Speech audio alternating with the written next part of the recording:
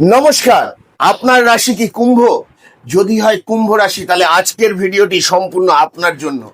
প্রেম তো অনেকদিন হলো, চুটিয়ে প্রেমও করলেন, এইবার আপনাদের বিবাহের সময় এসেছে। খুব শিগগিরই পারিবারিক কথাবার্তা সেটেলড হয়ে আপনারা বিবাহিত জীবনে পদার্পণ করবেন। ভীষণ ভালো হবে এই সময় আপনাদের বিয়েতে এগোনো।